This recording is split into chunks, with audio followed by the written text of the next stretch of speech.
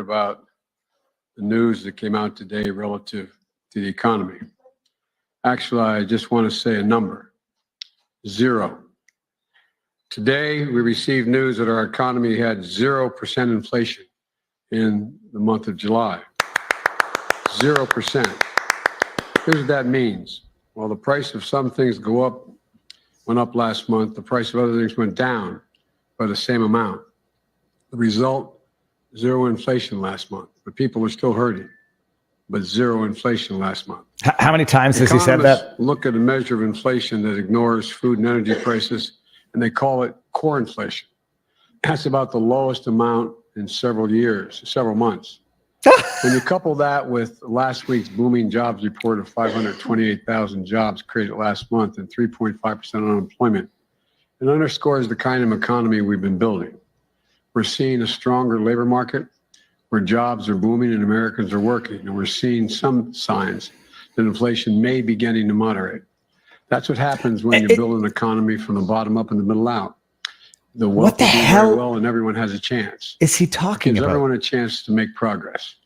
Now I want to be clear. Well, I want to be clear. The global challenges we face, from the war in Europe to disruption of supply chains and pandemic shutdowns in Asia, we could face additional headwinds in the months ahead. Our work is far from over, but 2 things should be clear.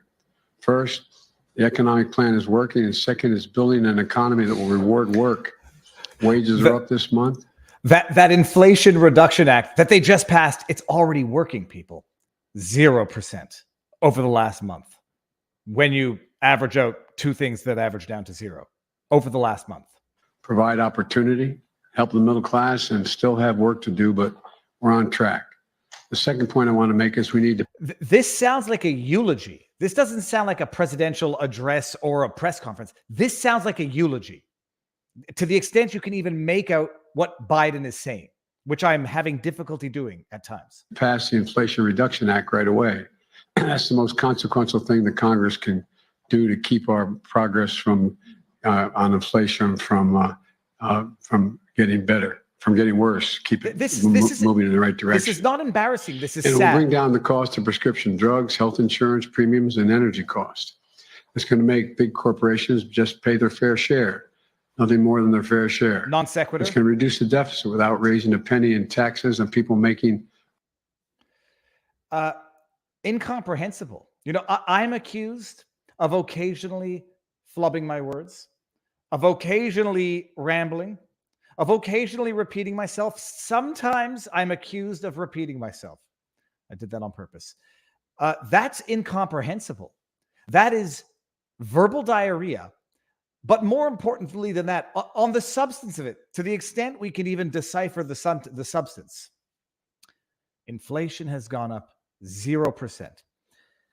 The individual who literally just redefined recession to change the meaning from that which has been the definition for the last 40 plus years to no longer mean 2 quarters of negative growth is now saying inflation is 0% because we've averaged out some things which have continued to gone up with the prices of other things which have continued to go down. It's verbal diarrhea, word salad that will confuse people. And it's an amazing phenomenon. It's going to confuse people into being too ashamed to say, what the hell are you talking about? There's a phenomenon that people don't want to look stupid. And if they don't understand something and it's not clear that everyone else also does not understand it, nobody wants to be the one person who doesn't understand something, because it'll make them look stupid if the reason for which they don't understand it is their own fault, sort of. And so people just go along and, yes. It's like that scene from The Jerk where they're explaining to Steve Martin how they're going to maximize profits. Oh, yes, maximize profits. And throwing out verbal diarrhea that doesn't make any sense, but knowing that insecure or less informed individuals are going to be less likely or more prone not to ask, what the hell are you talking about? How does this make sense? I just got a Google alerts. Ooh, made it into a news article. I love to look stupid, Queen Bee. I don't mind looking stupid. I think, for good or for bad, I have typically been the person who's not embarrassed to ask the question, what the hell are you talking about? Or how does that make sense? How does this work? I take for granted that I'm reasonably sharp, reasonably. If I don't understand something, chances are someone else doesn't understand it. And I don't mind looking stupid by asking the stupid question, but what in the holy hell is Biden talking about? And it goes back to 1984. For anybody who hasn't read it, go read it. Or in my case, go listen to it on Audible. Not an ad, just go listen to it on an audiobook. There was the whole section where the government was talking about, I think it was chocolate production, like an increase in chocolate production. The government could decrease chocolate production by 50% 1 quarter, 1 month, and then increase it by 25% over the 50% reduction for the month over, and then say it's gone up this month. And that level of superficial analysis, deceitful analysis, works on a lot of people. Inflation, 0. It's gone up 0 over the last month, where what has been the inflation over the last year? 100%? On some things, price of gas doubled. What is it at now? I shouldn't conflate overall inflation with individual items that have increased, in some cases twofold. But I don't want to leave the site. But it's other than the fact that it's incomprehensible, incongruous, incognito, not incognito. It is non sequiturs in some cases, and he can't string a sentence together and get the point of the sentence out, despite clearly reading from a teleprompter. But at the very least, people, at the very least, if the raid on former President Donald Trump's Mar-a-Lago resort has achieved nothing else other than enraging half the country, at the very least, the other half of the country is not talking about inflation. All right. Now, today, people, this is, again, not an ad. I just bought 4 packs of these at Ross's. Perrier Yerba Mate. We're going to see what this tastes like. It's not terrible. It's not as good as I was hoping, but it doesn't have that disgusting, what's not stevia, but yeah, the stevia aftertaste, or that fake sugar aftertaste. All right. Not here. No straw today either. All right, people. Let's get to the standard disclaimers. How did you get out of Canada that's not the super chat that I meant to bring. I meant to flag this for another reason. I'll field this question. If you're asking if I'm vaxxed, you're new to the channel. I explained I got vaccinated last summer when I was running for federal office. Agree or disagree with my reasons, I've explained them, and they're my reasons, and I don't care if you disagree with them. But how did you get out? Okay, getting out of Canada, entering a foreign country, the vaccine requirements are not Canadian vaccine requirements. I did not, under any circumstances, get vaccinated to leave the country, because that doesn't make any sense. The reason for which you need to be vaccinated is when you come back to your country. So getting into the States, and I remember when it was last year, maybe in November, the States announced that foreigners had to be double vaccinated to enter the States. And I remember thinking, that sucks. It only applied to 18 and over, but leaving Canada, your vaccination status is relevant only to the country into which you're going. Coming back, however, is a different issue. Whether or not I ever come back to Canada, whether or not they make the not up-to-date quarantine for 14 days upon arrival to Canada, that's forced confinement as far as I'm concerned. So how did you get out? There are more than a lot of people looking at visa ways. There are more than a lot of ways to get out of the country. Visas to do it legally, and Canada is now seeing its largest rate of emigration in the last 25 years. Oh, okay. So what do we have on the menu for today? After the disclaimers, super chats. I saw one pass by. YouTube takes 30% of all of these little things we call super chats. If you don't like that, we are simultaneously streaming on Rumble. Rumble has these things called Rumble Rants. They take 20%. So better for the creator, better for the platform. And Rumble is a platform that people should look at supporting with their patronage and with their, money if they purchase things on the platform. No legal advice, no medical advice, no election fortification advice. And above all else, people, there will be no calls for civil war, nor will there be any sinister predictions of civil war on this channel. There's an amazing meme going around. It's not even a meme. It's a clip of Andrew Breitbart, 20-second clip, where he's talking about how the media comes out and denigrates, defames, slanders, goes after anybody who expresses a sentiment contrary to official narrative. There's some music in the background. It's a 20-second clip, quite compelling. And it ends with Andrew Breitbart saying war. And now some media outlets are running with this narrative that conservatives are pushing for war. CNN running with the headline. No, it was Fox News running with the headline that FBI agents are fearing for their security. I will never promote violence on my channel, and some people don't like that. People are going to say, well, what do you do? You can't fight your way out of tyranny. These are individual questions that people have to ask themselves. Do you want to become the monster that you're battling? And do you sincerely believe that there's no other way out? So, never. I saw one person the other day say, so Viva, are you going to condemn violence, or do you tolerate it when it's coming from the right, or threats? And I'm like, you've never watched my channel. And if you have, you're a lying buffoon. So I don't talk about these things. I don't believe in these things because I don't believe it's the type of conflict that is susceptible of victory. And I actually think it's exactly what, let's call it the administrative state, wants. It's exactly what they want by needling, poking, antagonizing, berating, humiliating, harassing. It's exactly what they want. And it's almost as though they keep going with bigger and bigger types of escalation, types of instigation. Hey, January 6th persecution, locking up people for 500 days before even going to trial.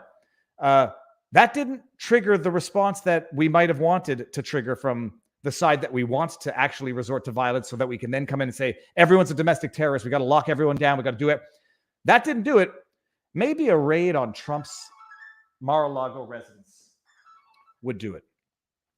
So my operating theory, violence is morally wrong and it's strategically wrong. Agree or disagree with it.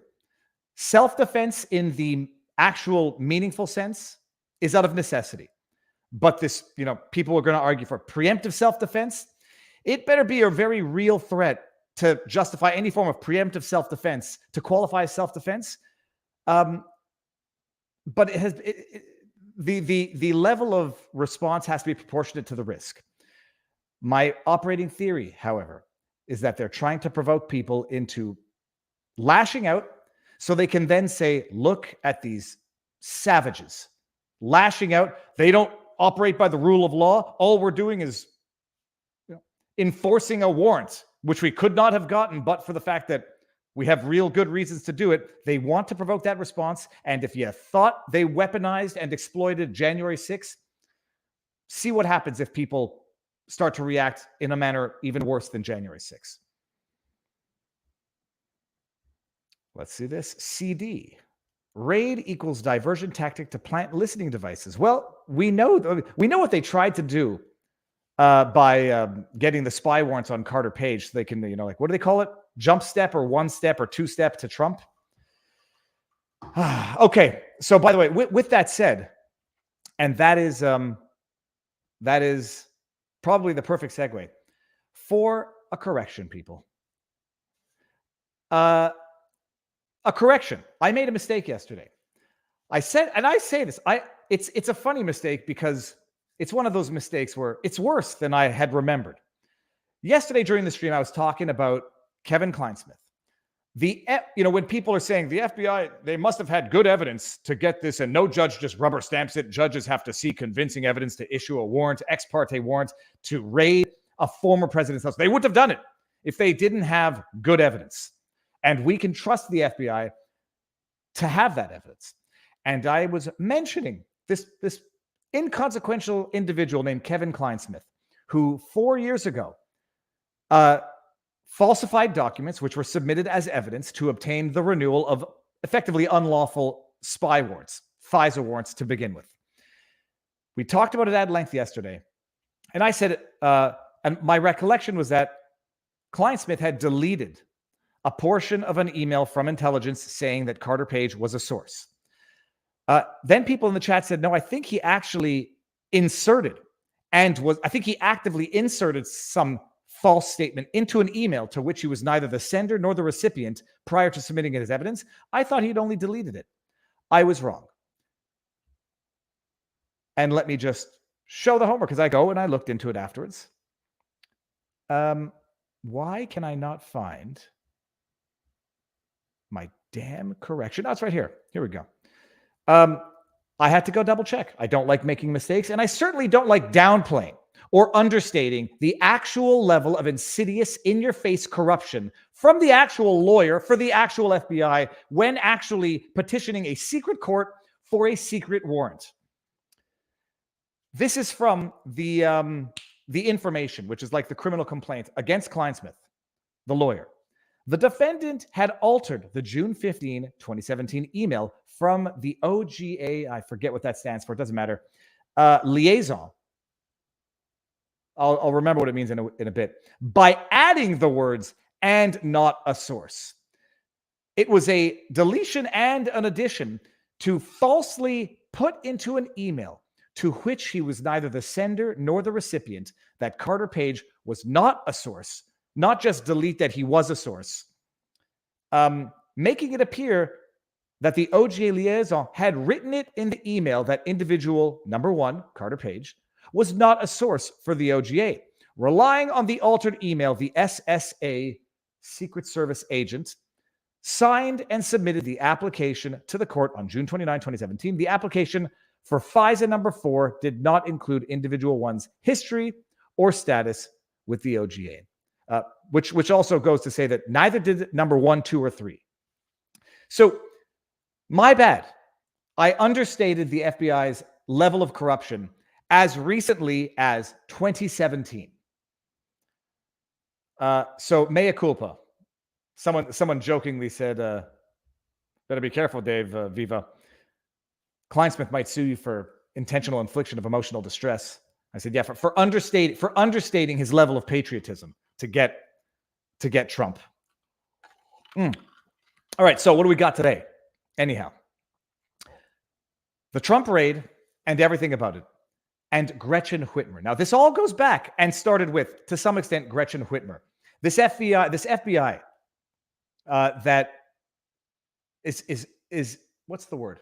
Sacrosanct, totally transparent, totally honest, have never done anything wrong, except falsifying evidence a la Kleinsmith when going after Carter Page. Oh yeah, and fabricating, setting up that entire kidnapping plot, the alleged kidnapping plot against Gretchen Whitmer, which led to 2 acquittals and 2 hung juries.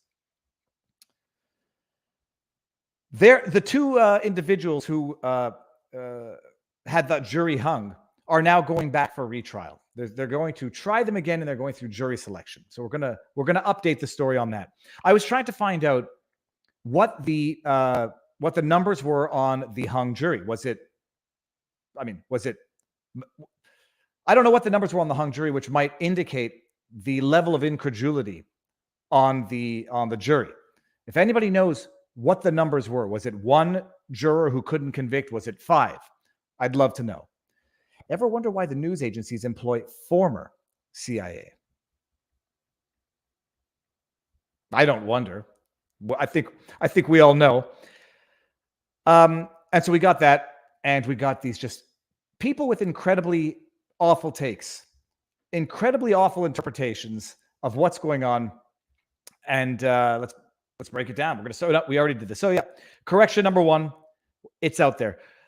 I got to bring up a CNN article. You got to read this. This is CNN describing Trump's reaction and blaming the backlash from this raid of a former president, not on the abusiveness or seeming politicized weaponizing of unprecedented levels of the FBI and intelligence agencies. They're blaming it on Trump for fueling the backlash. Donald Trump's presidency at times threatened to tear America apart. It wasn't the presidency. It was the media that tried to tear the country apart. And the country's democracies, institutions, and equilibrium staggered away from his 4-year term, barely intact. This is supposed to be news, people. Trump's fury on his truth platform, warnings of retaliation by congressional Republicans, and threats of violence in pro-Trump posts on social media were enabled by a vacuum of concrete details about the FBI.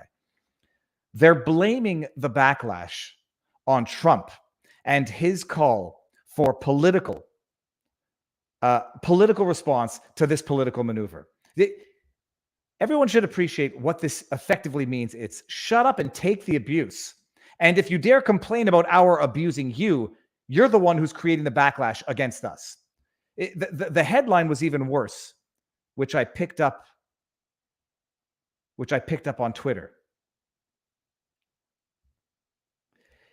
The headline was even worse in that they're making you feel bad for objecting to the abuse. And then they demonize the people who respond politically, verbally. They demonize them for responding to the abuse.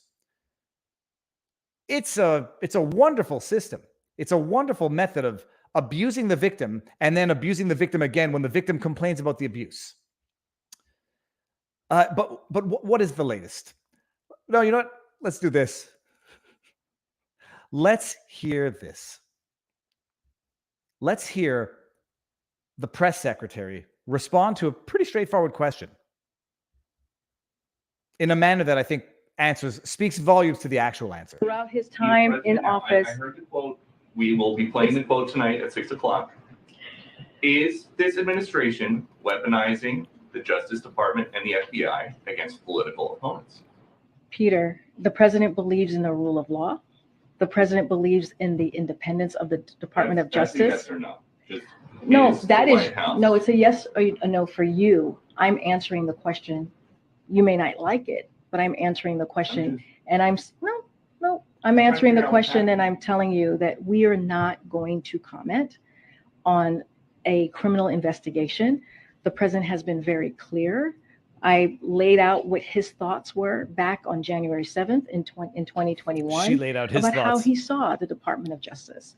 And I'm just going to leave it there. We're not going to comment from here, from this White House, on a criminal investigation that is. No one asked you to comment on the criminal investigation. The question was this. Is this administration weaponizing the Justice Department and the FBI against political opponents? Peter, when someone starts off by repeating your name in response to the question, you're about to get lied to. You're about to get the runaround. You're about to get deceived. Peter, I will not comment. Nobody asked you to comment on the criminal investigation.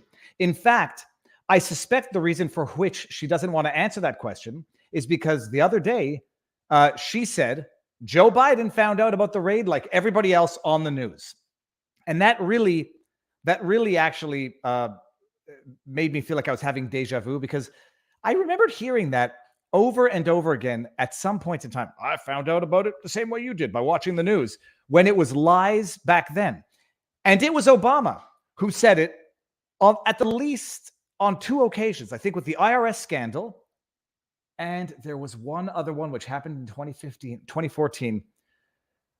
But Obama came on 60 Minutes and said, I found out about it the way you did, by watching the news, when it was demonstrably false.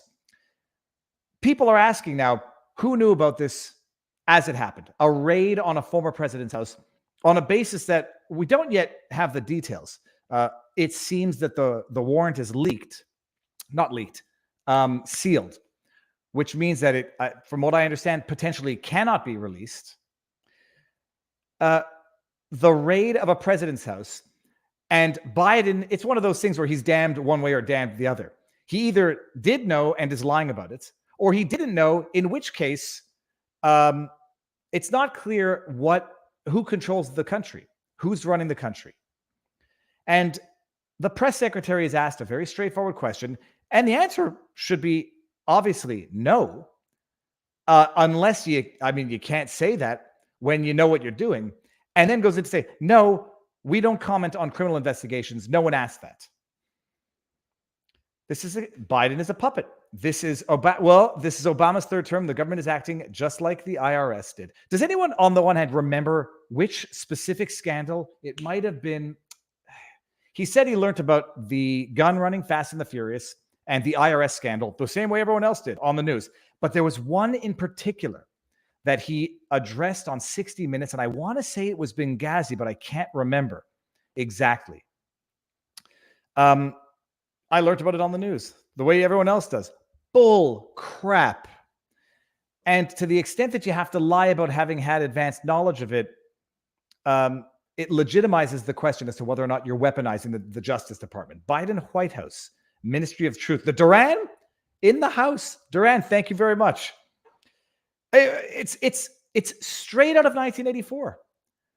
Inflation is 0%. You don't even know if what they're saying is true anymore. Words have no meaning. They've changed the definitions in real time so that inflation is not inflation. Transitory inflation becomes permanent. Recessions aren't recessions. And then they'd give you some stats. 0%.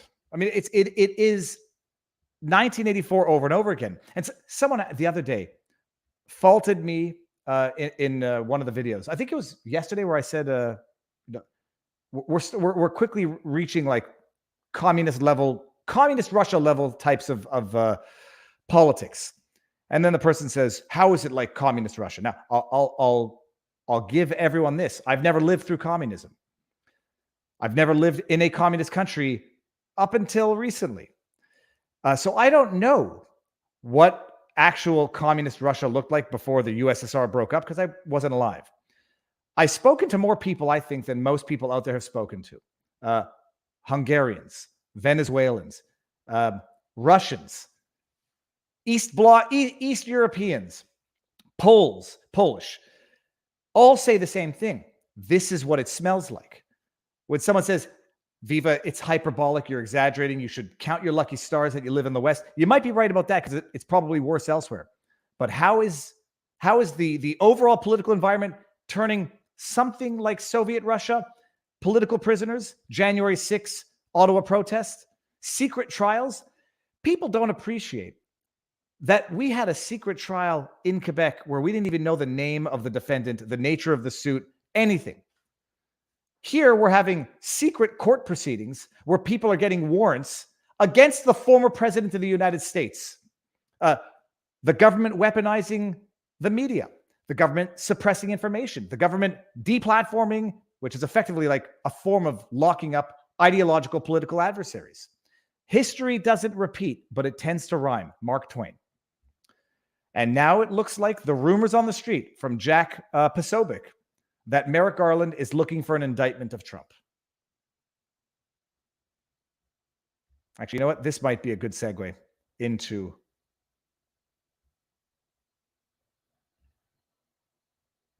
why didn't I bring up my notes properly today? This might be a good segue into one of the talking points that's making the rounds here. A video of the right talking about Hillary Clinton. Now, let me get the video. We'll play the video, and then we're going to talk about the mild, not insignificant differences between what Hillary did and or admitted to and what Trump is accused to have done. Because bear in mind, by the way, this entire raid, this entire warrant allegedly pertains to allegedly classified documents that Trump allegedly took out of the White House when he left in boxes. That's what it pertains to. When we're talking about what Hillary actually did and admitted to doing it, where is the darn video? Are we going to get it? I'm not going to be able to find it. When we're talking about what Hillary actually did, which was actually destroy emails that were required to be turned over, that were actually classified, made a joke about wiping things clean with a cloth and smashing phones with hammers. And her capacity of Secretary of State and not President of the United States, one of whom is the head of the executive and can unilaterally declassify things, and the other one cannot. There's some mild differences. I hear someone has gotten back to the house. I don't know if you can hear that. So give me 1 second. Let me see if I can find this video. I'm getting lost in Gretchen Whitmer. Gretchen Whitmer is giving updates of her battle with the Rona from her quarantine. It doesn't look like I'm going to be able to find the video. Bottom line on the video, people. Hypocrisy, right-wing hypocrisy. They were calling for an investigation, locking up Hillary Clinton because of her handling of classified information on emails. Secretary of State versus President of the United States. One has the ability to declassify. The other one does not. B, we know what Hillary did. Hillary actually admitted what she did in jest. And now in a little bit more jest, she's hawking merch that says, what about her emails? Rubbing in the face of the general public that she got away with it because, third element, she was never raided. Her home was never raided. Her office was never raided. She was never charged with anything. So, oh, and by the way, talking about locking her up is far different than doing what the FBI did by getting a warrant from a judge who has a questionable history, and apparently such a questionable history that the judge had to recuse himself from a civil case involving Trump, but signed off on the warrant in a criminal case. So let's just repeat those three main differences. People playing that clip, calling for an investigation, chanting lock her up. First of all, what Trump is alleged to have done is mere allegations in an as of yet undisclosed, unreleased warrant. Nobody knows what it says, from an FBI with a history of corruption, politically motivated corruption, specifically against Trump, versus what Hillary actually did, admitted to doing, in a capacity of Secretary of State with no power to declassify documentation. Oh yeah, and she lied about it. As of yet, Trump's pleading the fifth in a separate case, but Trump has not admitted to anything. So minor details to distinguish between the two. Let me see this. I saw a comment here. Spitfire Red. You are correct, Viva. The ones in control want everyone to get angry. You need to be opposite of them and learn a way to defeat them with honesty. You know what? They will get defeated when they keep pushing the envelope with brazen conduct. The only problem is there's a lot of useful idiots with a lot of blue check marks who run around, influencing others with stupid talking points and manipulating them into thinking it's either no big deal or it's deserved. One of which is this guy, Ron Filipowski. I don't know how I ended up following him. He started following me, and then I guess Twitter said, hey, these guys are going to fight.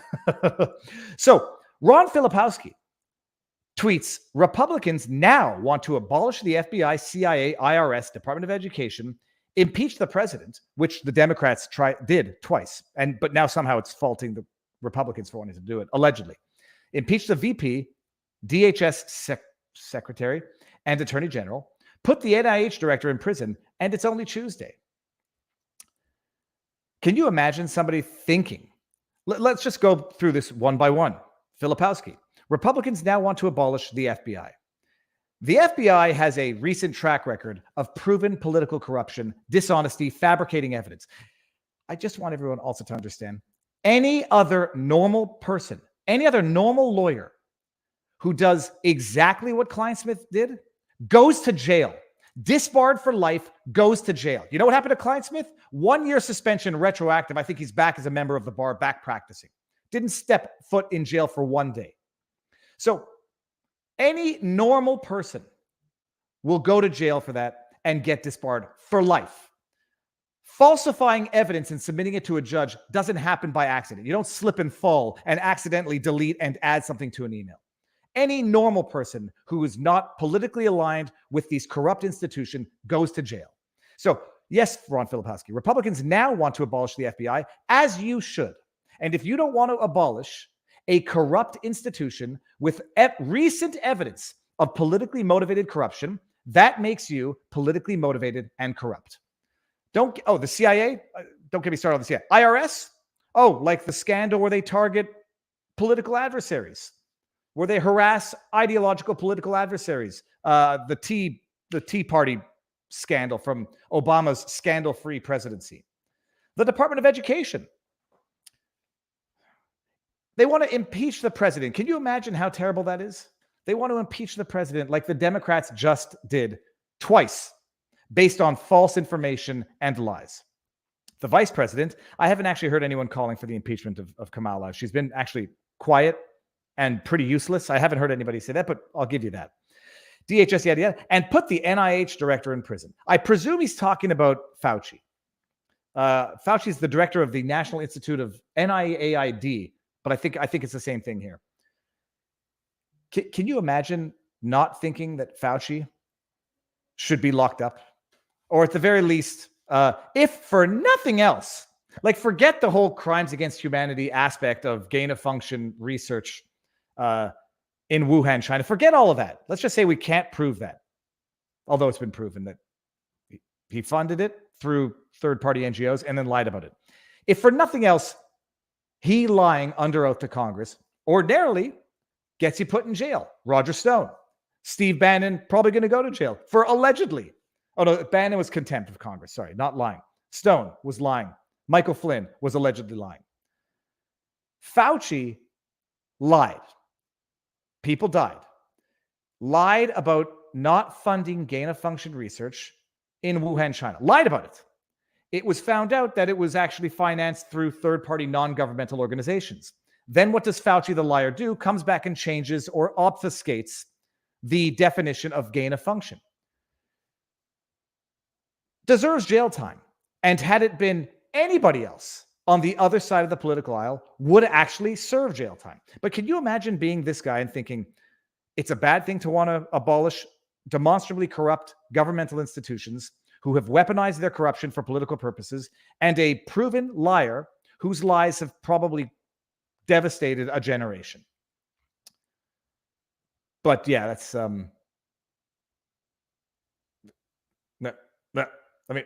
no real words. It's the blue check marks coming out, normalizing corruption and trying to get and I'm not saying low intelligence, low information citizens to say, oh, yeah, I guess the FBI wouldn't have done it unless they had good reasons to do it.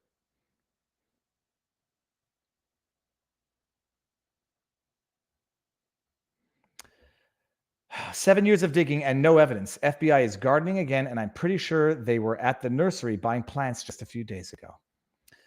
Yeah, Trump had suggested today that they planted evidence because they wouldn't allow, apparently they did not provide the warrant to Trump's attorneys. They would not allow Trump's attorneys to be present when they were going through the rooms. They opened a safe for whatever the reason, and they went through Melania's wardrobe as well for whatever the reason. So Trump is vocally suggesting that they planted evidence. And then the media mocks it the same way they mocked the fact when he said they wiretapped me. And they didn't wiretap you. We didn't wiretap you because we don't tap wires anymore. We just get authorization from a FISA court to spy on your campaign. There's no wiretapping, but we did in fact spy on you thoroughly and hard and lied about it. Now there was a yellow super chat that I'm trying to find down here, I think. So the problem is there's a lot of very politically motivated blue check mark crowd running around convincing people it's not such a big deal, it couldn't happen without a good reason, and not mentioning the historical demonstrable corruption. I listen to you, then I ask other lawyers and they debunk you every time. You make so many excuses for Trump. Okay, thank you for the super chat. Instead of wasting $10 telling me how they debunk me every single time, give me one example where they debunked me. And that would be a better use of the money. You guys are getting paid to lie. Getting paid to lie. First of all, I guess that means you're paying me to lie, but I would like you to show me. Give me one example where your other lawyers debunked me every time. I swear, give me one, and I will eat my shirt. But thank you for the super chat. Barnes is on Alex Jones' payroll. You have more information than I do then. I see that now. Atheist, I'm going to see if you've ever commented on the channel before. There's an interesting website where you can actually see any given user's historical comments, and people come in to try to induce others into thinking, I'm unsubscribing, so you should too. They've never commented before, ever. Come in all of a sudden and say, you've changed, man. You used to be cool. I'm unsubbing. And they've never commented on a video before. But either way, let me see who that was. Atheist Miracle. Put in a $2 super chat. Don't even put in a $10 one. Give me one example where your lawyer friends have debunked anything I've said. For the sake reflecting reality, our beloved governor should be referred to as Governor Whitless. Oh, Governor Whitless. So, let me see what else we got here. It's the Ukraine flag. Anyhow. No. Like, can you imagine? Someone spent $10 to tell me how their other lawyers debunk me every time and doesn't give me the example. Reinhardt wasn't Epstein's employee's lawyer. He was Epstein's company co-conspirator's lawyer. Buckle Bush Jones. So that's the lawyer, Bruce Reinhardt, a Trump appointee. Everyone wants to make sure that, that's the level of his objectivity. He can't be biased and he can't be compromised because he's Trump's appointee. I was just reading what the Independent was referring to yesterday, that he represented the employees of Epstein. He got them a sweet plea deal. So he did good for them. Thank you, Alien. Alien testosterone. That's got to be even better. Oh, okay. So the website is called, tell us what the website that allows us to check users' comments. YT comment. Let me see here. YTube comment. I'll give you the link. YT comments. Hold on, guys. Hey, here we go.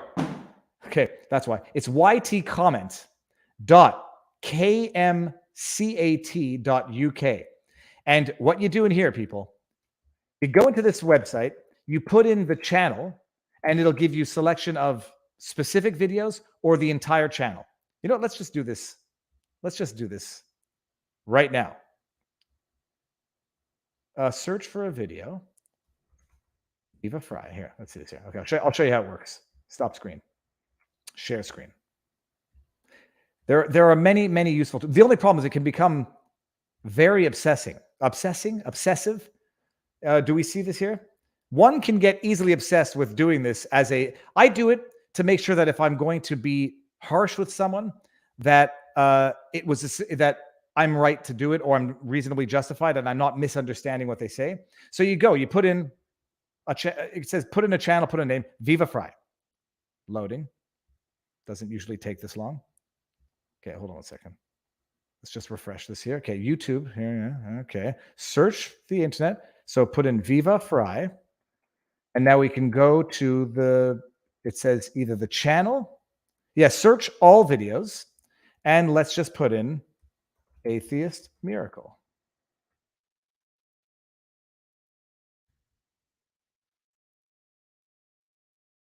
Search. I spelt wrong. For goodness sake. We'll see how that works. But that's how it works. And it'll give you, and you'll see if the person has in fact been around the channel for a long time and is genuinely upset with what you've said or done versus not. And it seems to work better on mobile, but that's the website. Oh, sorry, I'm supposed to put the website in here.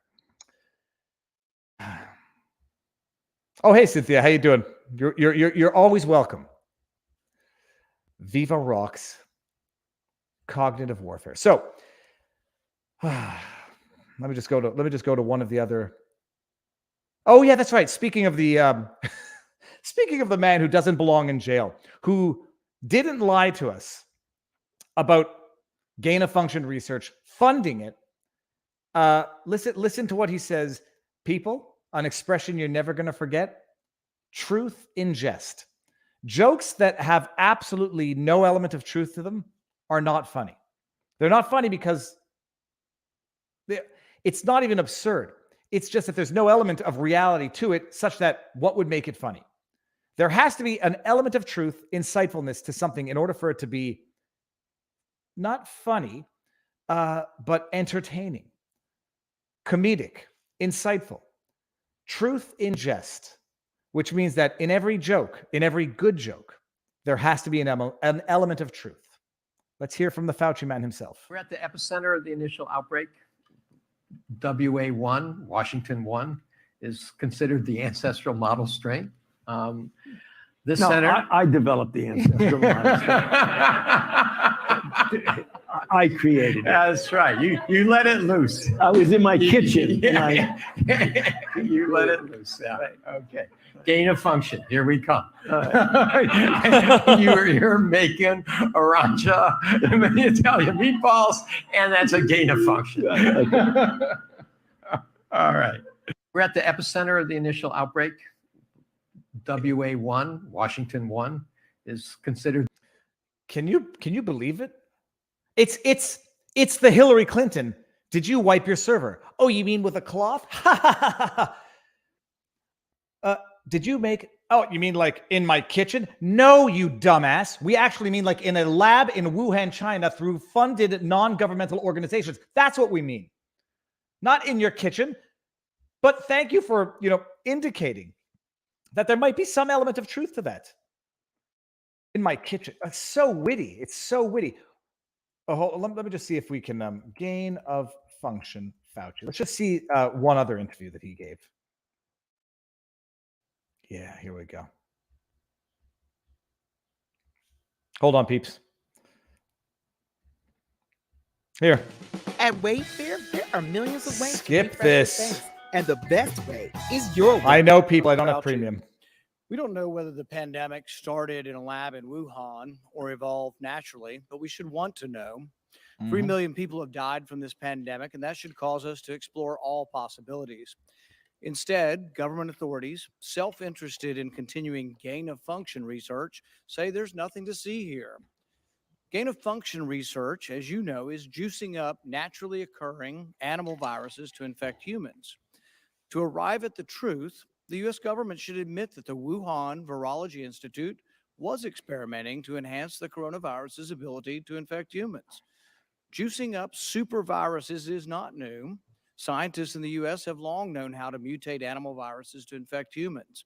For years, Dr. Ralph Barrick, a virologist in the U.S., has been collaborating with Dr. Shi Zhengli of the Wuhan Virology Institute. Just some sharing hard his facts. Discoveries about how to create superviruses. This gain-of-function research has been funded by the NIH. The collaboration between the U.S.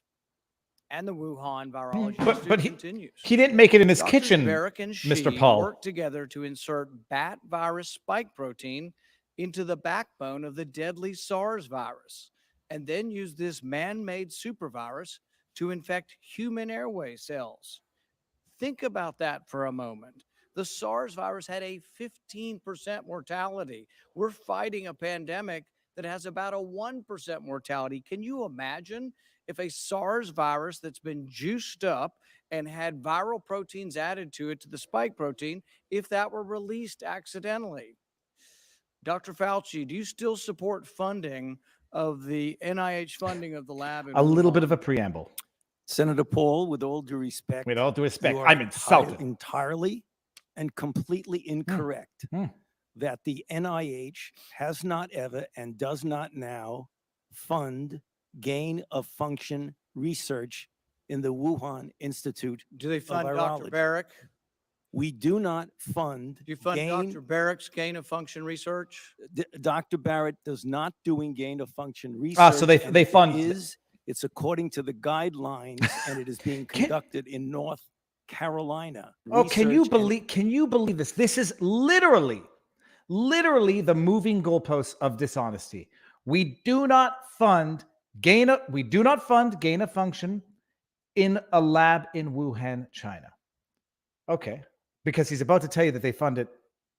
Dr. Barrett does not now fund gain of sorry. incorrect Complete. Okay. that the NIH has not ever and does not now fund gain of function research Research in the Wuhan Institute. Do they fund in the do you understand what he just said? We have not ever and do not now fund gain of function research in the Wuhan lab.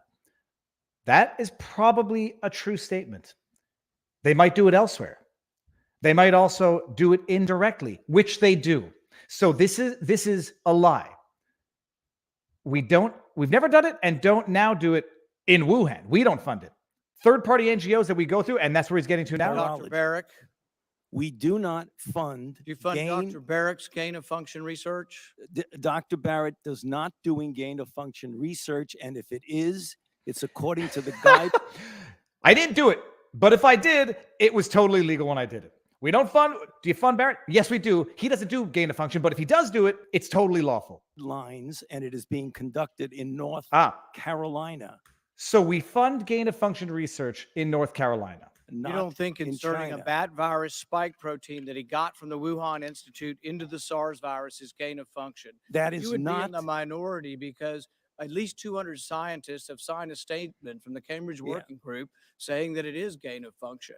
Well, it is not. And if you look at the grant and you look at the progress reports, it is not gain of function, despite the fact that people tweet that.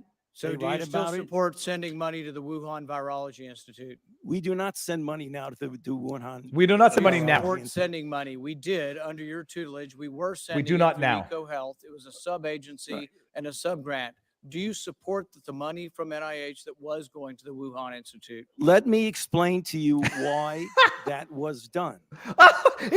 Can you? I'm sorry.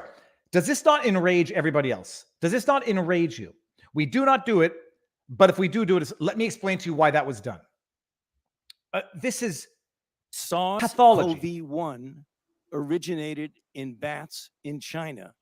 It would have been irresponsible of us if we did not investigate the bat viruses and the serology to see who might have been infected. Or perhaps it would be China. irresponsible to send it to the Chinese government that we may not be able to trust with this knowledge and with this incredibly dangerous viruses. Government scientists like yourself who hold on. Who in the chat has not seen this video yet? 1, no, have not seen it. 2, yes, have seen it. And I'm going to let it play a little more. People need to parse words and see through the lies. And I think most people do if they take enough time to look at it. Some people just hear the words, oh, okay, he said no, and don't actually hear the fact that he, in fact, implicitly, although more explicitly, admits everything that Paul is saying he did, which he initially denies. We'll just see in the chat who has not seen this yet. Enraging lies is what this is.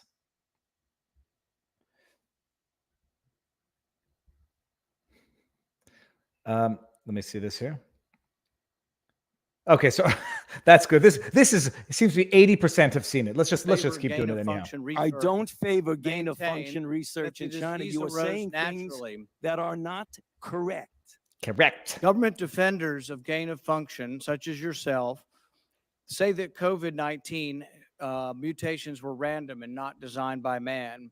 But interestingly, the technique that Dr. Barrick developed forces mutations by serial passage through cell culture that the mutations appear to be natural.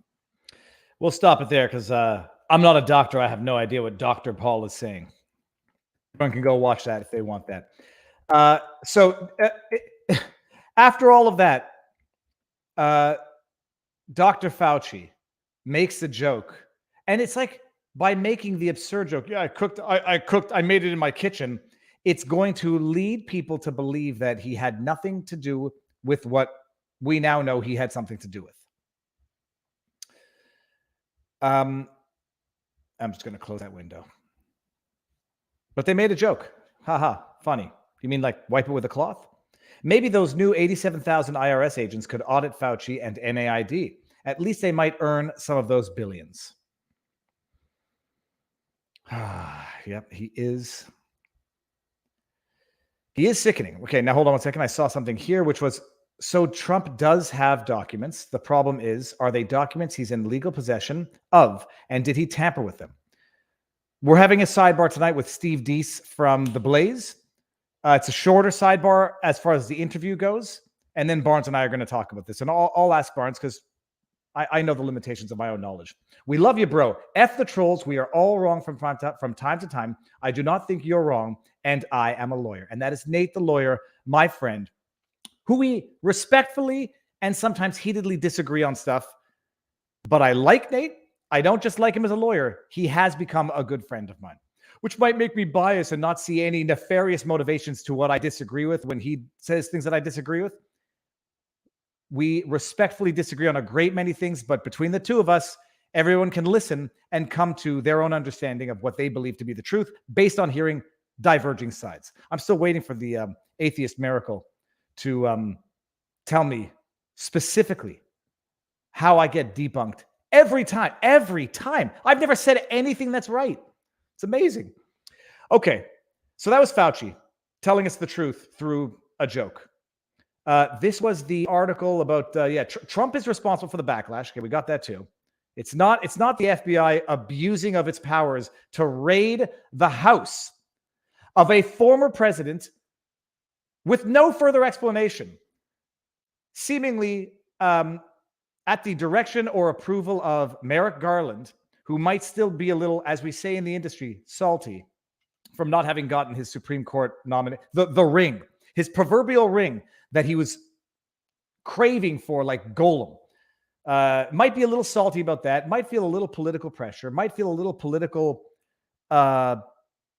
support, a little political approval to do what he's doing. It's Trump's fault for people reacting angrily at the desecration of the separation of the powers and the very Constitution that made America the wonderful experiment that it is and will continue to be in my mind. But let's take surprising takes of people who seem to have seen the light because they sent so many people to the light. I just made that up right now.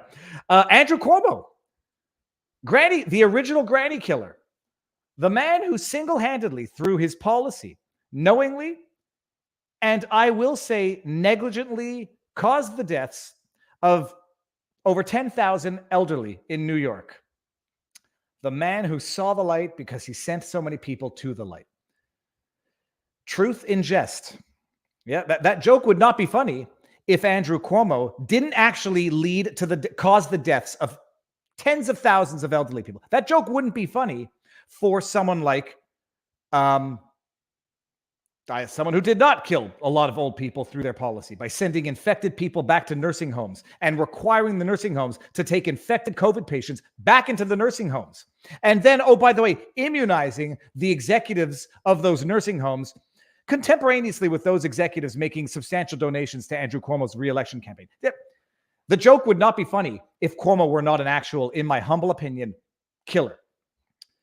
But he comes out with an amazing take. It's surprising until you read into it. Andrew Cuomo. I can't say, I'm Andrew Cuomo. I can only say it with that guy who did that funny channel. Me, Andrew Cuomo.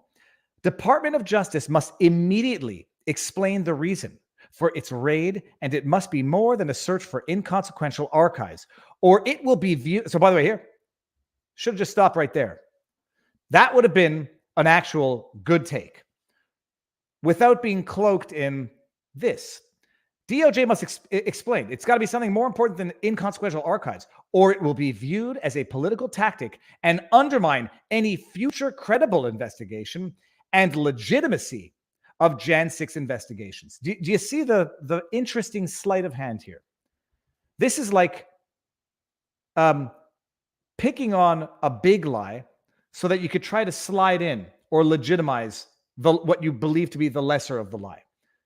Let's just operate on the basis that the January 6th investigation is itself a political travesty, but a lesser of a political travesty unless you're one of the 500 accused who's been spending indefinite periods of time in jail, solitary confinement, pretrial detention, and if you get sentenced to 7 years for nonviolent crimes.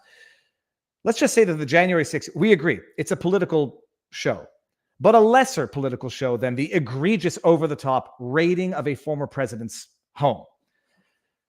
Cuomo uses the egregious over-the-top nature of one so as to attempt to legitimize and justify the other, which in my humble view is just as egregious, if not more so, because it actually results in the deprivation of liberty of great many people. They must immediately explain this raid. Otherwise, it's going to compromise the legitimacy, the total legitimacy of the January 6 investigations. Hey, Cuomo, how about it's the extension of the January 6 politically motivated persecution investigations? How about it's the extension of that? It's not unrelated. It doesn't undermine the illegitimacy of the potential illegitimacy of this raid. Does not undermine the actual illegitimacy of the political persecution of those involved in January 6th. It's an extension of it. And this, it looks on its face superficially like Cuomo has seen the light.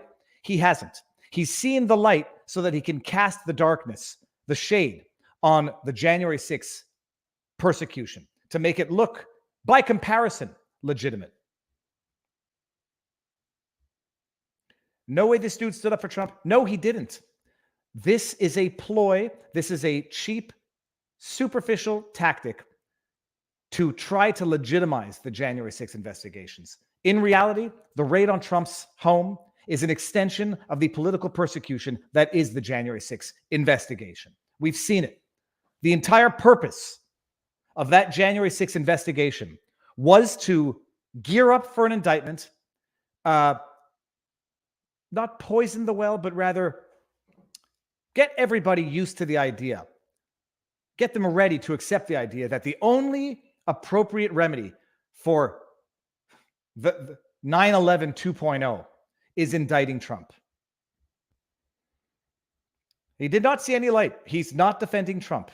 He's just trying to legitimize the illegitimate political persecution kangaroo court show trial that is the January 6th committee, whose sole objective is to find a way and to sensitize people to accepting the idea of indicting Trump to try to keep him off the ballot in 2024. Viva, I find you to be very switched on mentally. Have you read Robert Greene's 48 Laws of Power or the 33 Strategies of War? No. Did legal training or self-determination turn you into a mental ninja? I'd like to thank neuroses and OCD. That'll be my acceptance speech. I'm going to read both of those books because I'm always looking for a good book to listen to, but it has to be on audiobook. But thank you very much. No, I think it's a hyperactive brain, a hyperactive mentality, which has its pitfalls as well. Theophrastus 3.0, good to see you again. I still remember when Viva and Barnes thought I was a bit overdramatic when I claimed fascism and dictatorship were coming our way. Not so crazy now. People I know from Venezuela have said so too. Yep. I got blackpilled a little bit when the most peaceful protest I've ever seen in my life was violently suppressed and the people involved in it persecuted to the fullest extent of any injustice you can possibly imagine.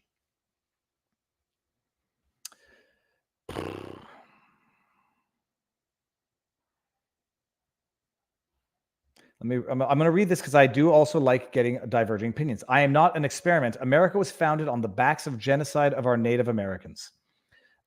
When I say the experiment, it's the experiment of democracy and the experiment of the American liberation from British rule. And if anyone thinks founded on the back of genocide of our Native Americans, you cannot make up for the historical injustices that have occurred. There was war. There has always been war, and there's a victor in a war, and there's a loss. I say a loser. There is a losing party in war. There was I call it a conquest. You cannot remedy certain historical injustices without creating new current injustices, which is part and parcel of my entire critique of what is typically known as CRT. But the American experiment to which I'm referring is democracy. America, one of the lone beacons of democracy that still exists in this world, crafted on principles which were devised by, in as much as they were slave owners and sinners by today's standards, people with foresight, with insight, with wisdom, to know how to craft a constitution so that America did not ever become a tyrannical government similar to the one that they just fought for their freedom. The separation of powers between the legislative, executive, and judicial branch, the checks and balances, oh, I got to bring that up, are not a secret court rubber stamping a secret application by a corrupt FBI. The checks and balances are ensuring that one branch of government does not override or investigate the other. So that is the experiment. As far as, historical injustices that have been committed in the history of the evolution of the world, there are certain historical injustices that will not be able to be remedied in present time. To paraphrase Cuomo, stop showing your cards. Bots are copying me and repeating my likeness. Well, you know what's funny? I haven't seen any sex bots today, Corn Pop, or the Chinese bots. I got to bring up actually, now that I mention the checks and balances. I have to go to my Twitter feed for this. Oh, that's another story. Yeah, we'll get to that in a second. Hold on.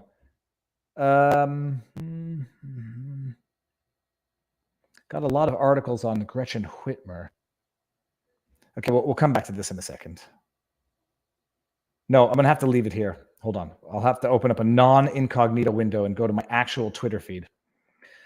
So there was they called themselves civil rights attorneys as well, which is shocking, or civil rights proponents. Twitter. This is my feed. Okay, hold on. And I think it was earlier today. It was an interview on television. We're going to talk about that article as well. I'm not doing the Justin Bieber, allegedly, not her. Oh, son of a bee sting. Where was it? Now, I might be losing my mind here. See, the one thing that's disconcerting about making mistakes like forgetting that Client-Smith actually deleted something and added something and not just deleted, I begin to question my memory on everything. But I know that I saw an interview with a woman who said there's checks and balances because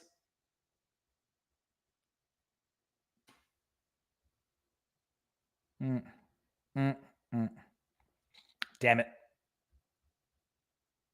And that's last night. Forget about it. I won't be able to find it. Okay. You know what? But before we get into Gretchen Whitmer, there was one super chat that I had here.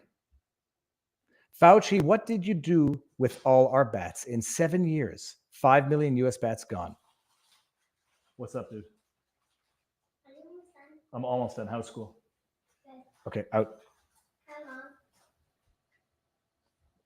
25 minutes. I'm going more than 25 minutes. I'm going to my friend's house. Okay, good. Get out of here. Close the door. I lock the door, but he's found a way to open the door. Silver Fox, thank you for challenging Atheist Miracle to provide just one example, although they should provide more than one, of when you've been debunked by their so-called lawyer friend. I'm all ears. I've had this argument with many people. If I make a mistake, I'm going to correct myself. I don't like being wrong. I don't even like being wrong when I understate the problem. Disease did most of the damages. Doctors didn't even know the importance of washing their hands till the 1870s. Okay, Wuhan, Jan 6. How quickly we forget the worst of them all. Barely mentioned 2 episodes and then gone. There was no booger. I'm told now that there was no booger. Democracy is simply the dictatorship of the majority. No. First of all, you're going to get corrected. America is a constitutional republic and not a democracy. But it is not a dictatorship of the majority when even the majority recognizes that there are certain fundamental rights that even the majority cannot trump over, despite the fact that they are the majority. That's why a constitution is a very valuable thing to the extent it remains respected. Charter of Rights is a good thing until the majority says, you selfish bastard, if I tell you to go home and lock down and take a shot, you better do it because that's what democracy means. So no, it is not. Well, maybe democracy in the purest form, majority rule. The reason why this analogy fails is because it is not immoral for 2 wolves to eat a sheep, but it is immoral for 2 humans to tell a third human what they have to inject into their body so those other two humans feel good. Okay. Now, Gretchen Whitmer, people. Speaking of FBI corruption, one of the things about which I was not wrong, atheist miracle. In fact, I took flack from friends and family. Not flack so much, but they said, we better watch it, Dave. When you suggested there might be entrapment in the Gretchen Whitmer alleged kidnapping plot, you're playing into right-wing extremism. I cannot control how people are going to interpret what I think is a fact, what I think is an accurate assessment of a pattern of facts. And nor will I buy into the argument that you cannot defend the unpopular because it might encourage other people, other bad faith actors. Everyone deserves an attorney. Whether or not I could be that attorney is a separate issue. But if I happen to think that unsavory characters are nonetheless innocent of that of which they're being accused, I'm not going to be too shy to defend them.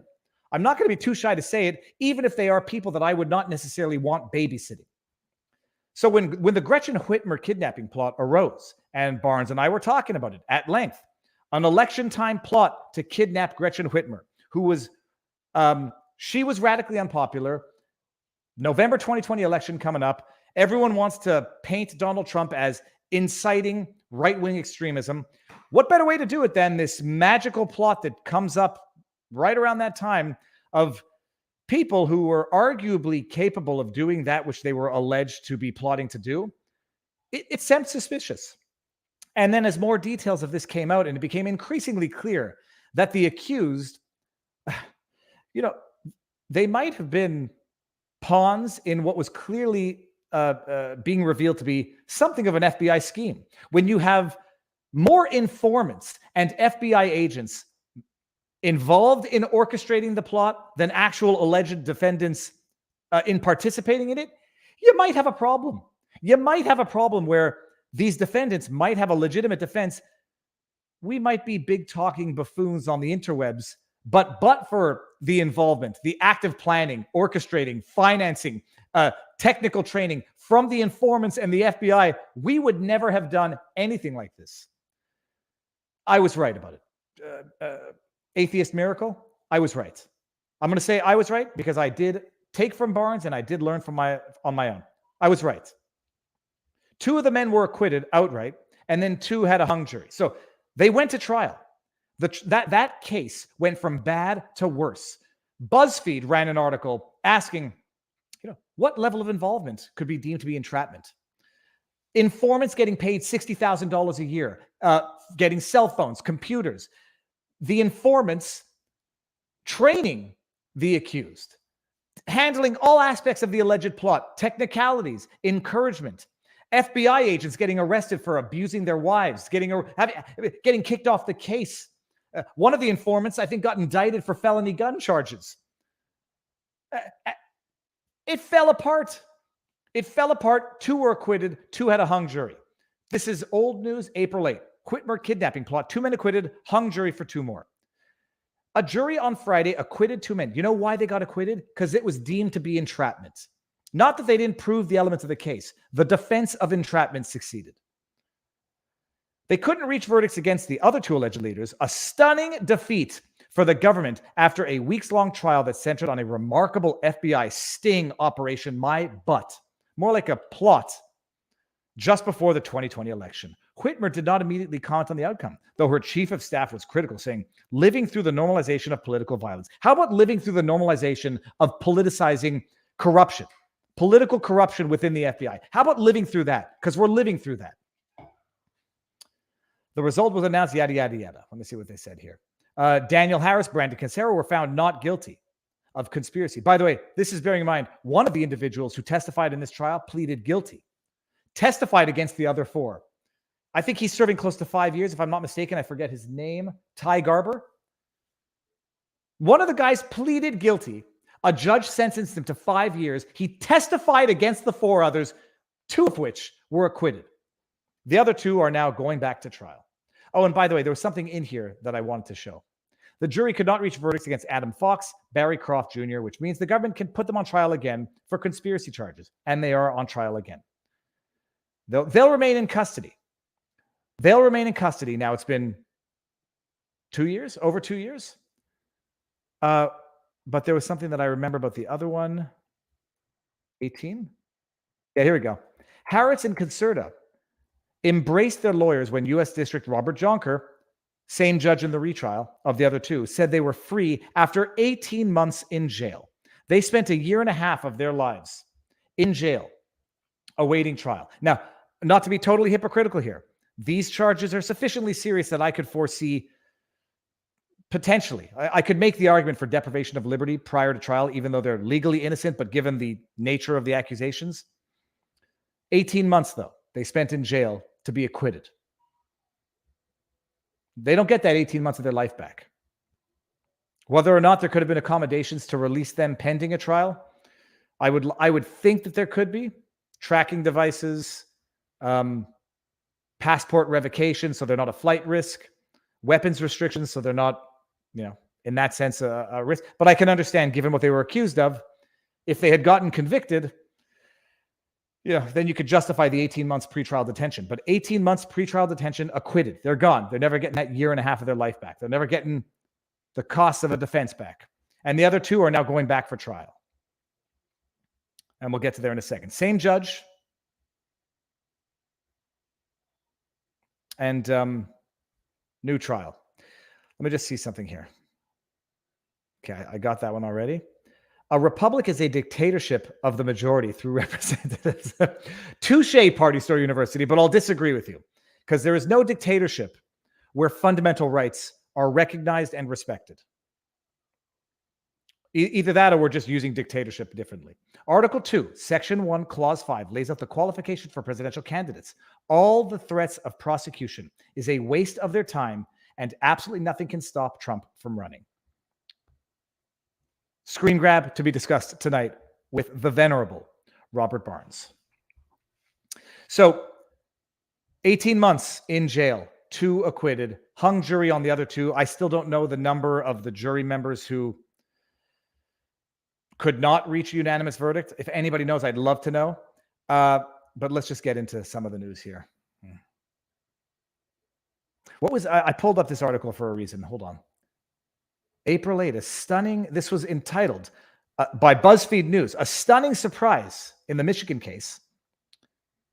I guess the stunning surprise was that they were acquitted. Okay, sorry. So that's just BuzzFeed News.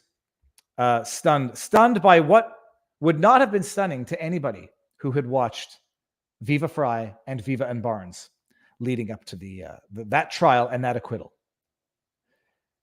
So here's the deal now. They're going for retrial again, by the way. And what do you think is the most important thing in this case? Jury selection, people. One thing I think the prosecution will have learned, make sure that you don't have jury members that believe in the defense of entrapment. Jury selection. They learned their lesson, and they're going to make sure to get jury members who are amenable, not for justice, but for conviction. And if they do it in any way close to the way the jury selection was done in Alex Jones, I was there for day 1 jury selection. You had the plaintiff's attorneys in Alex Jones' trial jury selection asking the jury members how they would feel about issuing a judgment, a verdict for $150, say $100, $200 million if the damages aren't quantified like in a ledger. You had plaintiff's attorneys literally asking the jury members if they're going to convict for $150 million, obviously with the idea that anybody who says, no, I'm going to need some damn good evidence for that, gets booted. And anyone who says, yeah, that sounds fair, that seems like a good way to punish election deniers, will get put on the jury. It's called jury selection, but what it really is jury curating. Whitmer kidnap plot retrial selection starts. It could make or break the case. Thanks, Captain Obvious. When is this from? August 9th. What day is it today? It's August 10th? Yeah, it's August 10th.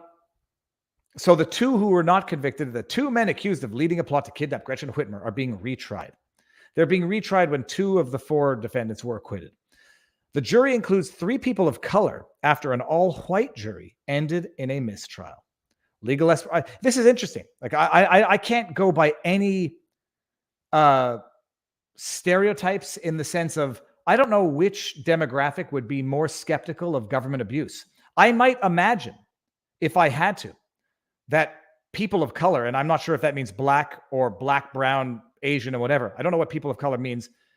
I would be interested in knowing if people of color might actually be a little more skeptical of this type of government abuse, potential government entrapment. We'll see. Or maybe the prosecution has crap evidence because they have a crap case, because they blew it, because it was actually pretty much as clear-cut a case of entrapment as you can get. Opening arguments set to begin Wednesday for a retrial of 2 men accused of leading a kidnap plot against Gretchen Whitmer. After a more diverse jury was selected. Okay, the 2 men, we got that part. Robert Jonker, the judge again, spent much of Tuesday in a Grand Rapids courtroom. Grand Rapids, that's too far away. I can't drive there. Questioning potential jurors before seating 10 women and 8 men. So that's interesting. And I don't know if they're going to specify who makes it onto the jury and who's an alternate. Unlike the previous jury, which was all white, a Hispanic man and 2 black women are on this jury. Experts say jury selection is crucial. My goodness, can you believe this is news? Experts say that jury selection is crucial to the government's case. Yeah, it's pretty crucial to every case. Jonker quizzed potential jurors about their livelihoods, biases, politics, COVID-19 vaccine mandates, news consumption, and trust of the government. This is interesting. When one potential juror, a female hairdresser, told Jonker she didn't trust politicians, he responded that may actually be one of the more popular opinions these days. Other answers from potential jurors reflected the polarization that seemed to be gripping the nation. Stay-at-home father says he's uncertain he can push his biases aside because he's related to a county clerk who has received threats related to the election. Interesting. A gunsmith, also interesting, said he owns semi-automatic rifles and is a strong supporter of the Second Amendment, but can decide fairly in this case. Strike! Peremptory strike! Get him out if you're the prosecution. Jonker declared a mistrial in the charges against Fox and Croft on April 8 after jurors were deadlocked. And we just don't get the number. The nearly 4-week trial featured allegations of militia members plotted to kidnap, yada, yada, yada. We got all that. Okay.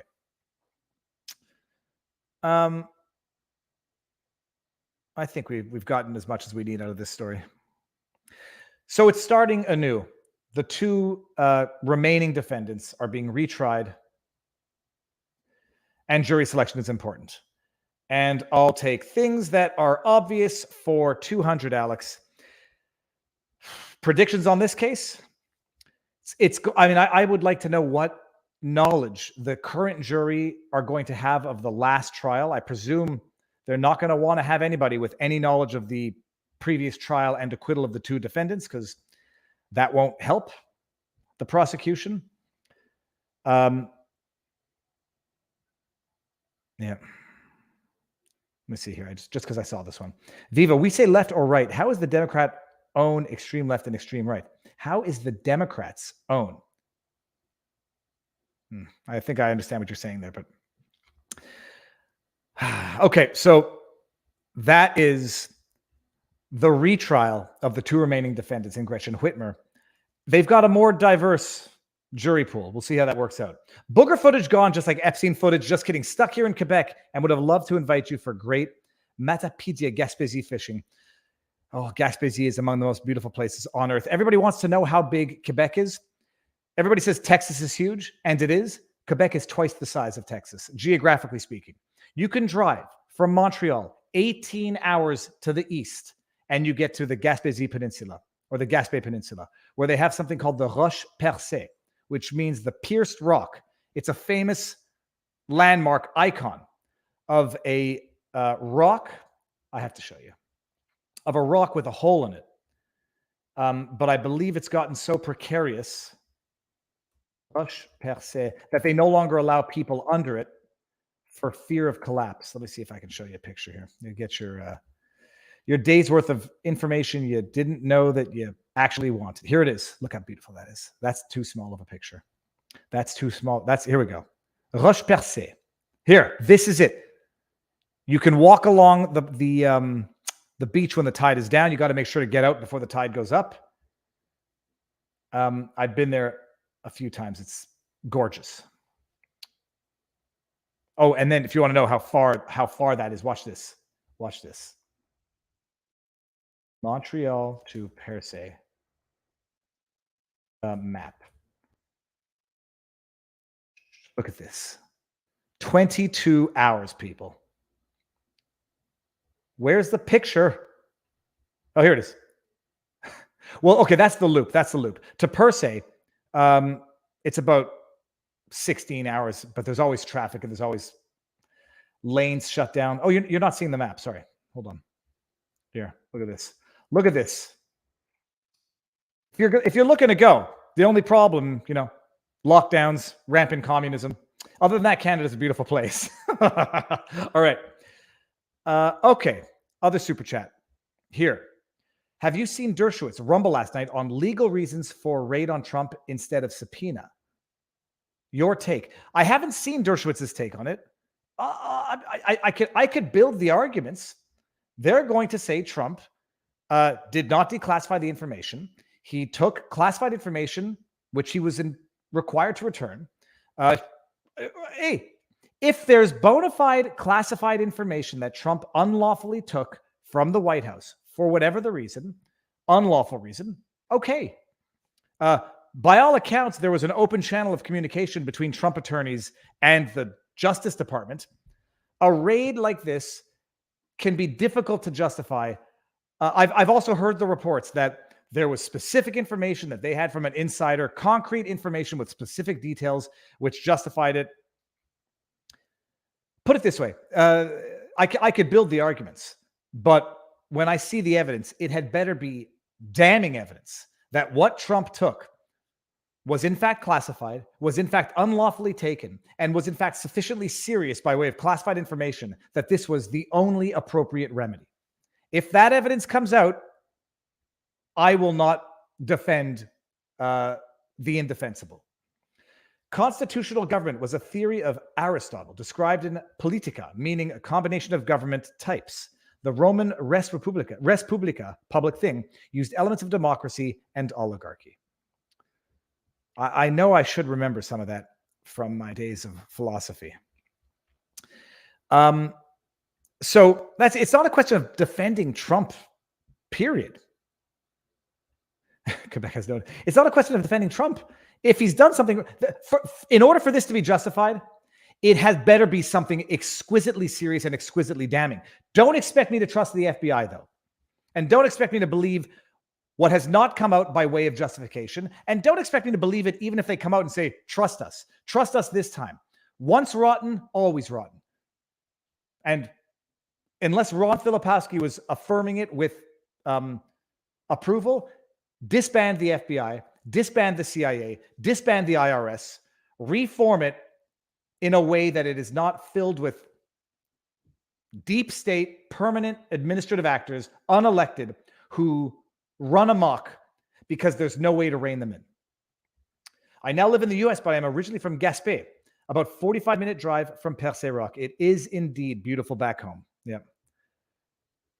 How has Google muted me? Google, I demand answers. Don't reform, just disband. Okay, now let me see if I didn't miss anything with Gretchen Whitmer that I wanted to bring up.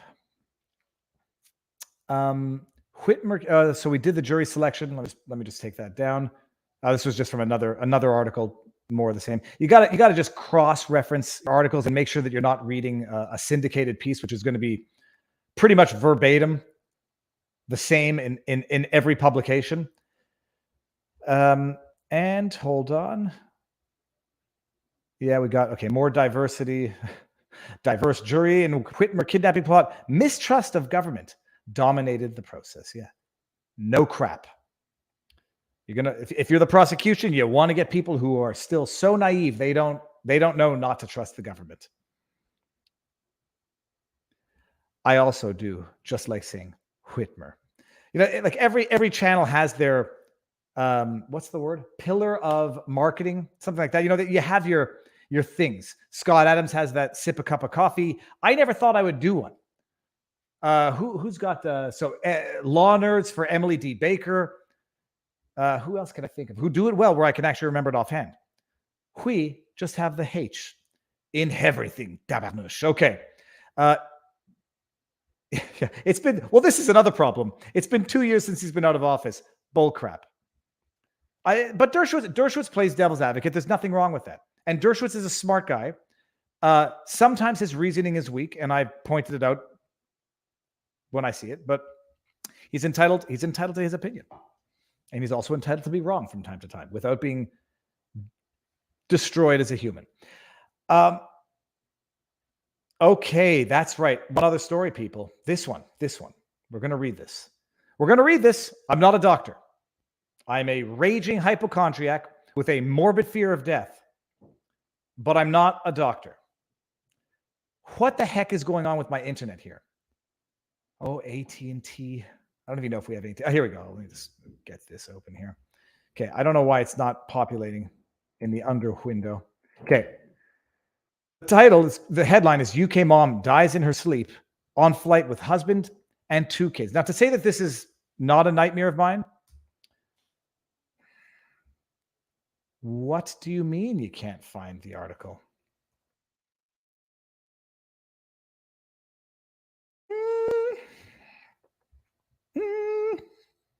Viva getting angry. And the computer's not thinking as fast as I need it to think. We're going to go back to that in a second. I want there's nothing of like. Okay, we're gonna close this down. Bring it back up, people. Sorry, let me see what's going on here. Google, come on, man, quit messing around. Here we go. New York Post. Take it or leave it. You can desecrate you can undermine the source. New York Post. He believes only what he reads in the New York Post. Movie reference. First one to get it wins a compliment. UK mom dies in her sleep on flight with husband and 2 kids. Okay. A mother of 2 traveling back from the UK. She's traveling back from Hong Kong, so it's a long flight. We'll get to it. Passed away. She's flying from Hong Kong to the UK on August 5th, when she passed away in her sleep. We are still in disbelief and shock at the sudden passing of our dearest friend. She was found unresponsive hours into the flight. It's horrendous. Unimaginable loss. Okay, so there are no details in this. Although this is extremely traumatizing to the family, they all had time to say what they needed to say to her. Okay. So there is something known as deep vein thrombosis, which is, the internet is so slow here. Deep DVT. And not a doctor, just a neurotic hypochondriac. Deep vein thrombosis is a blood clot in a vein, usually in the leg. It can be dangerous. Get medical help as soon as you see it or have DVT. Warm skin, yada, yada. And it can lead to, who is more likely to get deep vein thrombosis? Over 60, overweight, have had it before, contraceptive, cancer, heart failure, varicose veins. Okay. And basically, you can get these clots if you sit immobile for an extended period of time. And what can happen, actually, let me just see if we can read that. What can happen is they can break off and cause pulmonary embolisms or stroke, I believe. DVT stroke. Okay, this type of clot does not cause heart attack or stroke. A blood clot, let's see this here. Maybe it doesn't cause stroke. Does DVT cause heart attack or stroke? There are 2 main types of blood clots. How a clot affects the body depends on the type and location of the clot. A blood clot in a deep vein of the leg, pelvis, etc., is called deep vein of the leg. This type of clot does not cause heart attack or stroke. A clot in an artery, usually in the heart or brain, is called arterial thrombosis. This type of clot can cause a heart attack or a stroke.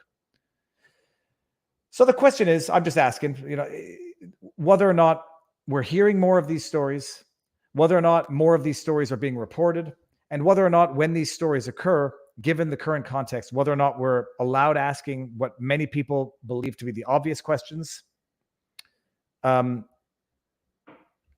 just an overall sad state of affairs when we're being basically conditioned to think that this is normal with these newly concocted or newly refurbished concepts like sudden adult death syndrome, SADS, sex bomb. I said it. If you build them, they will come. And if you talk about them, the sex bot. Clots travel to lung from legs. So there's obvious questions. There's obvious questions that people have, and we seem to be living in an age where you can't ask them. Okay, that was the story. Just another tragic, sudden death of a healthy, potentially otherwise healthy adult. Who knows? Get used to it. Don't ask questions. And if you dare ask questions, you're an insensitive bastard who wants to politically weaponize tragedy. Or maybe, just maybe, you actually want to know the truth so that people can adjust their conduct and governments can adjust policy accordingly. I've been withholding judgment because emotions are high, understandably, but I don't see how this could be justified given what's known. What you have to do is you take the Steelman hypothetical. What would have to be on that allegedly classified documentation that Trump had? What would have to be in it to possibly justify this? And the answer, going back to David Langford's statement, there could be nothing in it that could justify the length of time it took for this raid. Nothing. It could be the worst stuff of the worst stuff. They've known about it for a while. They would have done it earlier. The timing is odd. Nobody's talking about inflation. Nobody's talking about Russia. Everyone's just outraged about this. Dersh said if subpoena, then Trump could claim immunity. If taken, they'll be used against him. Hold on. If they subpoena him, he can claim immunity. Okay, I'm going to try to piece that together. Maybe I'm going to go watch it. If he has immunity, I don't see how a raid could therefore then be lawful. You can't, I don't see how you could raid what would otherwise be lawfully protected by legal immunity if he ever benefited from it. But maybe there's something I don't understand, but I'll see if I can go listen to Dershowitz. Maybe we'll have Dershowitz back on. I'll cross-examine Dershowitz. Would it be funny if the document was Epstein's client list, therefore having the warrant sealed? Well, Julian, a lot of people are hypothesizing that the information that they did in fact seize might have something to do with January 6th and might have to do with not Trump's incriminating behavior, allegedly incriminating behavior, but potentially other players, potentially incriminating or exacerbating behavior. There might be a reason why Trump might have even had what might be potentially classified information. There might be a reason why he had it. Presumably, he's not going to, let's just assume people are saying it's incriminating information for Trump. If you're going to take classified information that's incriminating, you're not just going to store it so that it can be found and seized later.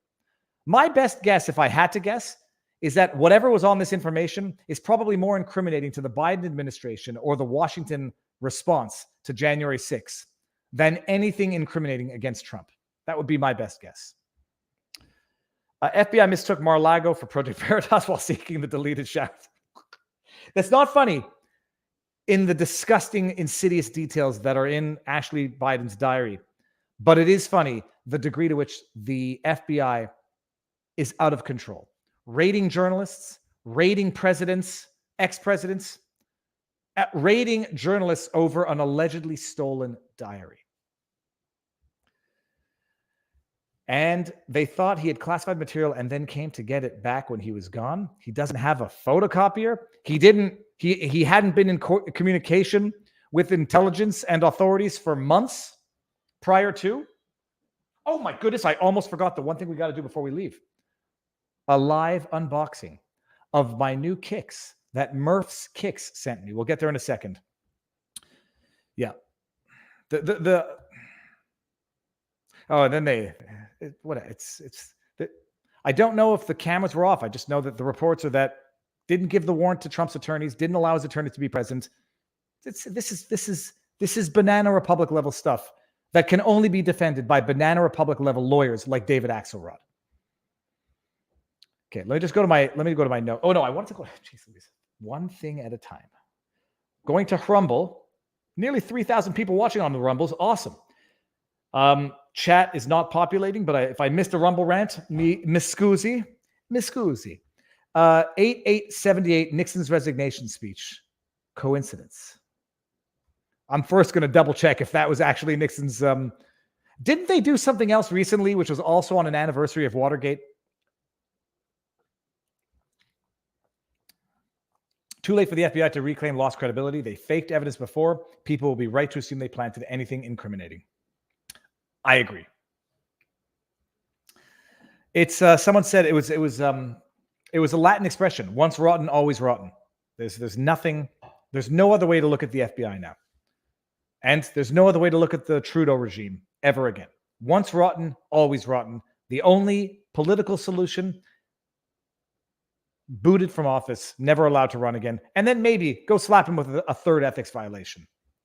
Go slap Trudeau with a third ethics violation for unlawfully invoking the Emergencies Act. Okay, so I don't actually think that I've missed anything, but I might just go to Twitter for 2 seconds just to make sure. Are we looking at the Twitter? This is my diary, people. My diary of my descent into the red pill enema. Okay, so we did. This is a story which I think people, it's not going to mean anything to people, but someone, Ziggy Shrugged, having a YouTube channel taken down, which she used to sell things that she made. Just YouTube saying deceptive practices, shut it down, as though you're just shutting down a channel. It's not like you might be shutting down someone's livelihood. Better have good reasons for doing it, but better look into it. So Ziggy Shrugged, anyone who wants to go retweet that, get it to the attention of the YouTube overlords. Why would they shut down someone's channel who was promoting her own handmade products, from what I understand? Yeah, giving Jugmeat Singh a hard time. Don't care. Oh, this was the headline. Trump stokes uproar. Trump stokes the uproar. Not the FBI. It's Trump for complaining about the FBI abuse. It might have been in this thread. Yeah, okay.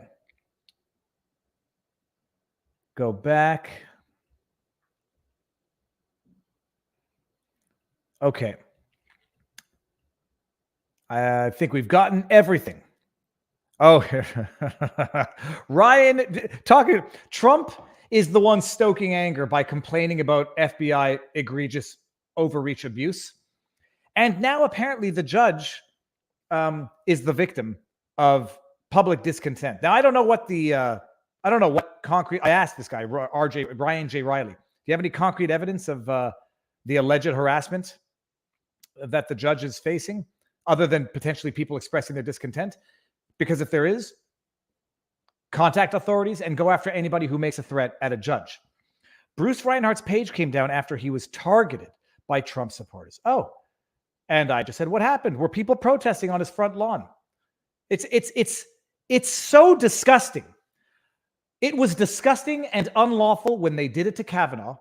And if they're doing it to this judge, it's disgusting and unlawful. Unless what this individual is purporting is being targeted is people expressing their discontent at judicial figures.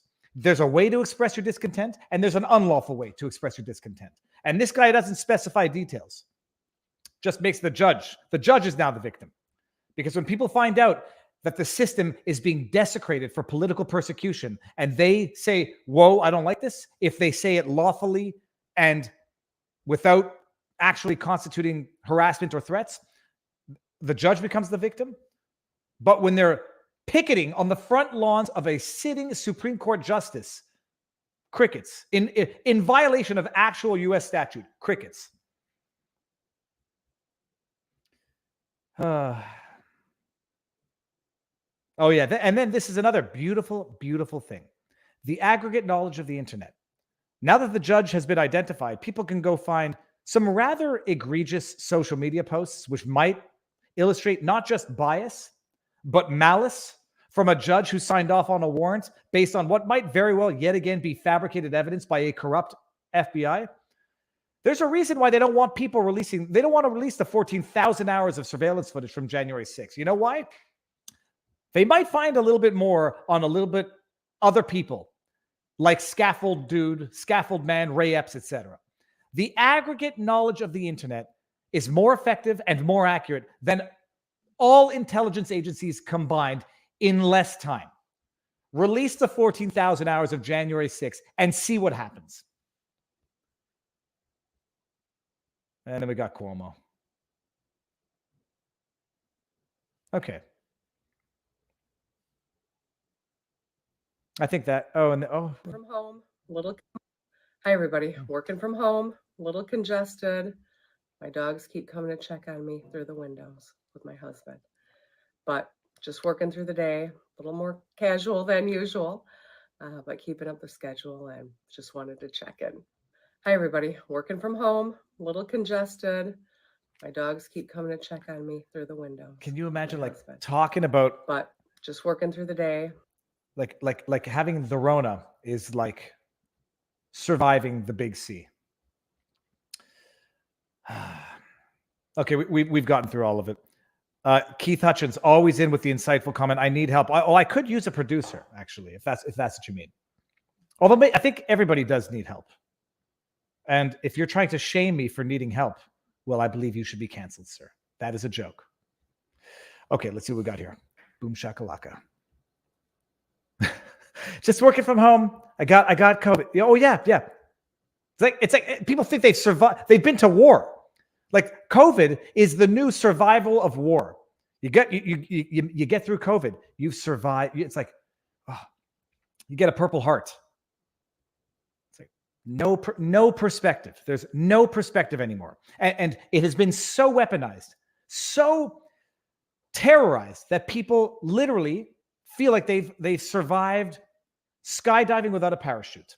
Since we know that the FBI had an informant in Mar-a-Lago, how do we know this wasn't another setup? It could just fabricate evidence anyhow. We've seen Kleinsmith do it. Ziggy shrugs. Hey, dude, Mr. Fry, Ziggy shrugged is me. Thank you for the shout out and support. Ziggy, may you get some response. Everyone, I encourage you. If Eric Hundley says that Ziggy shrugs is a trustworthy, wonderful person who had no reason for this to happen to her channel, I trust Eric Hundley unequivocally without even having to second guess. I saw some evidence. I feel sufficiently comfortable in retweeting. Everyone can go to my Twitter tweets and retweet at Team YouTube and maybe allow Ziggy Shrugs to get her channel back and get on with a living, which is very important to most people. Ziggy, Godspeed. Let us know what happens. Fry Fam, must watch PPC's Maxime Bernier on Mr. Sunshine Baby. Please vote PPC, Canada's only option to resist a one world government. Mr. Sunshine Baby. Everybody, go watch Maxime Bernier, or as we say in Quebec, Bernier. Maxime Bernier, People's Party. I ran for the People's Party of Canada. Maxime Bernier was my political leader. Go check him out on Mr. Sunshine Baby. And I don't tell people who to vote for. I will just tell people that I would never run for any other party other than the PPC. All right, now. Oh, people. Oh, shizzle. Sorry. I just dropped the knife. This is a live unboxing of, I'm going to make sure not to cut into this. This is Murph's Kicks. And everyone, you're never supposed to cut into you. You're never supposed to cut into your body with a knife. We're going to see. This is not a sponsored ad. This is not paid for. Murph sent me a pair of shoes once upon a time. I'm not wearing them now because I actually got sandals. I've gone full. Hold on. Oh, God, I cut myself here. I've actually gone. That's because I'm using the knife the wrong way. I've gone flip-flops, people. I don't think I've ever had a pair of flip-flops in my life. Okay, let's do this. Come on. Open. Okay, we're doing this. We're doing this. This is slightly less classy than Casey Neistat's unboxings. Just going to make sure I'm not reading anything that Murph's Kicks on Instagram, people. Murph's Kicks. There's a letter. It says, "What up, brother? I hope these are cooler for you to run in. As always, if you need anything, contact me anytime. Murph's Kicks." Thank you very much. Now let's see them, people. Oh, come on. Come on. Official supplier. This is not a sponsored ad. This is nothing sponsored, people, but this is, you cannot love awesomeness. Okay.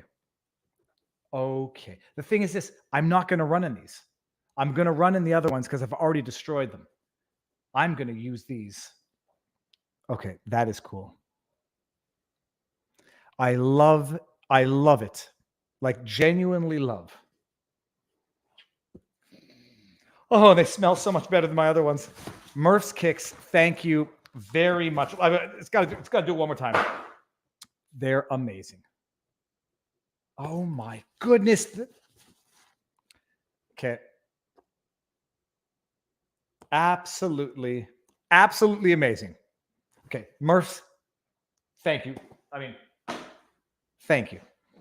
Okay, now that's pretty cool. No, they're absolutely phenomenal. I want to sniff your shoes. Did I miss anything? No. Let me see here. Okay, Ziggy Shrugs. I got that super chat. People, I think that's all we have for the day tonight.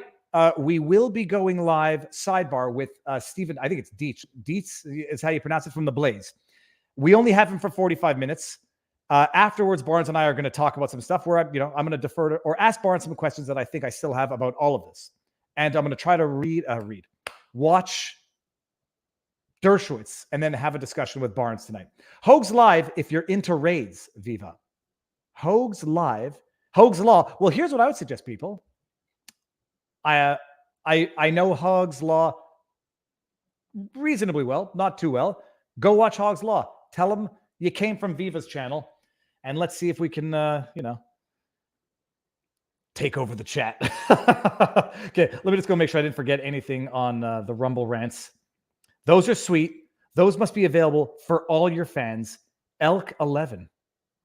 This is on Rumble. Those are so great, from Cutie Pie. QT, the letters PIIE. Flucky, excellent gift, beautiful. Murph's Kicks, and I think it might be Murph's _Kicks. Hold on. Let me, first of all, we're going to refresh and see if we're still green on the YouTubes. We are, good. Instagram, I'm going to share Murph Kicks, Murph's Kicks right here, and then I'm going to put it in the pinned comment later. Go check them out. You will never lose those at the gym. And better yet, no one's going to take them. Citizens, stay strong and do not. I have a working theory, people, that people encouraging other people to commit violence are actually the ones who want them to do it so they can weaponize it. I believe that they are. I don't want people like, no, Viva's gone full Alex Jones. I'm saying it tongue in cheek. Treat everyone who encourages you to engage in some form of violence as potentially, just think for a second, are they telling you to do something bad, knowing that it's bad because they want you to do it so they can exploit it against your interests afterwards? When people come on my channel and say, Viva, you're a coward, yeah, blah, blah, blah, you're not going to get out of this you're not going to fight your way out of this.